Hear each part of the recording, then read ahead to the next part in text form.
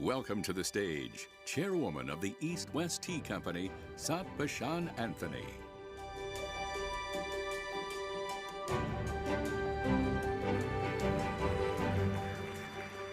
Oh my goodness, good morning everybody. My heart is full just to see you all.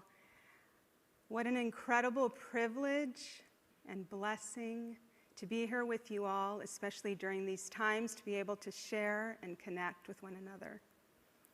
I am humbled and inspired by how many of you exemplify one of the highest tenets of the Sikh faith. That is to protect those who are persecuted, no matter what their faith or belief is.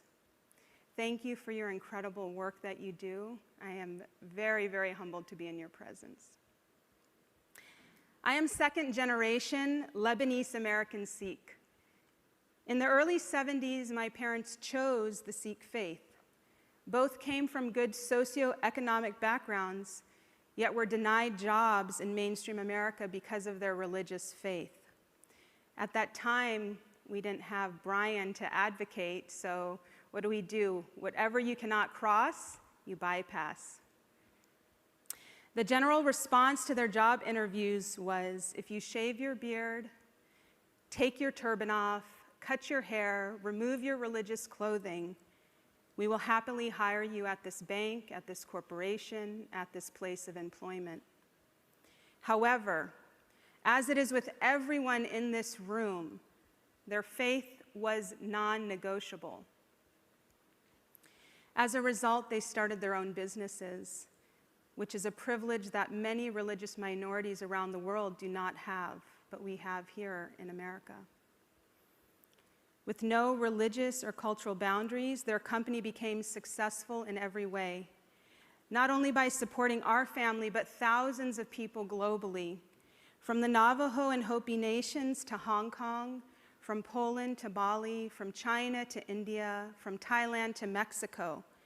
The ripple effect of their courage was enormous and had a direct and positive effect on the economy globally. This is the same story of Yogi Tea, which I hope you are all enjoying, the tea company that I currently serve as chairwoman of the board. Both companies exemplify why the religious freedom and business foundation is right on every account.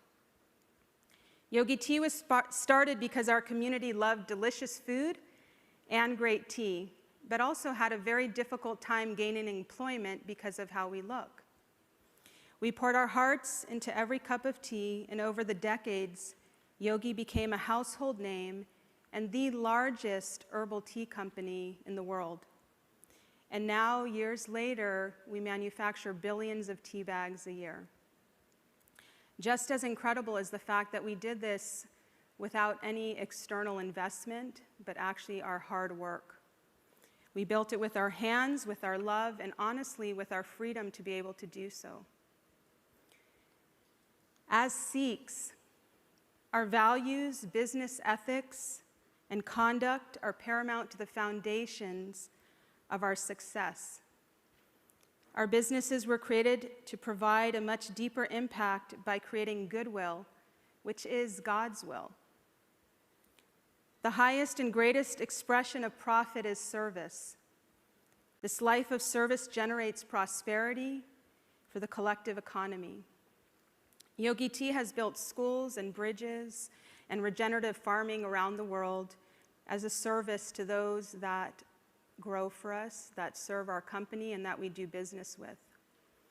This is economic development that leaves a sustainable and intergenerational impact. This is our contribution. This is our labor of love. This is our mission, and this is business.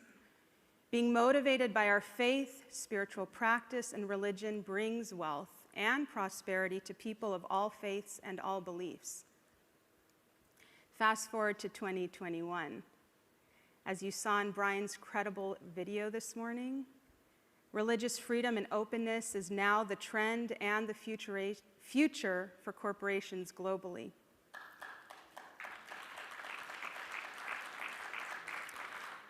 We are no longer denied employment, but have become the symbol of inclusivity in business.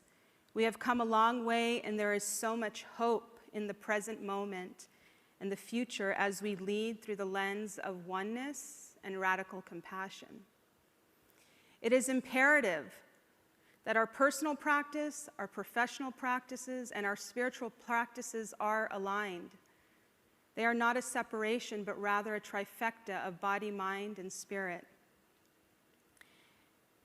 When people feel psychologically safe to not only be accepted, but rather encouraged to show up as their authentic selves, which is truly your highest self, their energy is elevated.